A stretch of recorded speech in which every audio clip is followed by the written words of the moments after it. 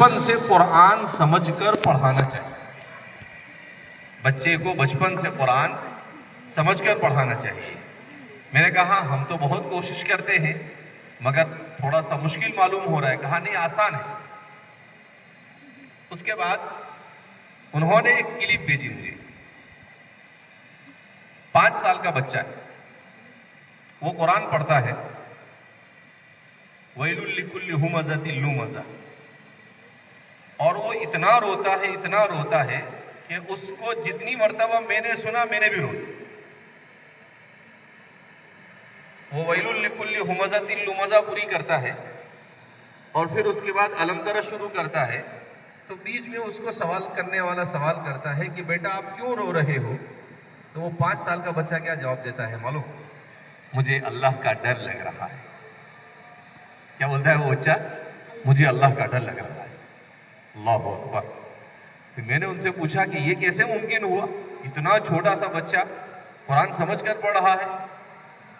تو انہوں نے کہا کہ اصل میں یہ میرا نواسا ہے جو یورپ میں رہتا ہے. سب سے بے حیا قوم دنیا میں, سب سے زیادہ اگر بے حیائی بے دینی اور کہیں ہے تو یورپ میں ہے.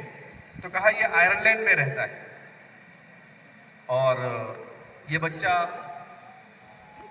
کہا میرے سارے نواسے اور پوتے اسی طریقے سے. میں نے کہا یہ کیسے ممکن ہوا؟ تو انہوں نے کہا کہ اصل میں ہم نے اپنی بیٹیوں کی ایسی تربیت کی ہے کہ سب سے پہلے تو ہم نے ان سے یہ کہا کہ اپنے بچے کو جب تک کہ وضو نہ ہو دودھ نہ پلائے. ایک کام یہ کیا ہم نے. دوسرا کام ہم نے یہ کیا, اپنی بچیوں سے کہا کہ بچہ جب سمجھنا شروع کرے تو اسی وقت سے بچے کے سامنے قرآن کے قصے بیان کرنا شروع کر دو.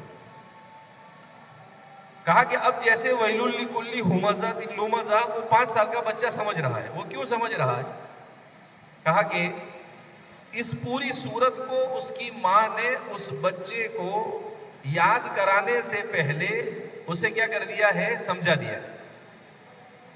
چھوٹا بچہ ہے, سمجھانا مشکل ہوتا ہے, لیکن آسان کر 2 4 6 مرتبہ اور پھر اس کے بعد اس بچے کو وہ پڑھایا. تو اب وہ بچہ سمجھ کر پڑھتا ہے. 5 سال کا بچہ کیسے پڑھتا ہے؟ سمجھ کر پڑھتا ہے. اور اس کے معنی کا جب اس کو استحضار ہوتا ہے تو وہ زار و قطع ہوتا ہے. میں نے موبائل میں وہ بچہ جو ہے جو روتا ہے وہ میں آپ کو بھی سناؤں تاکہ آپ کو بھی ایسا لگے کہ مولانا ایسے ہی ٹھوکم ٹھاک نہیں بیان کر رہے ہیں.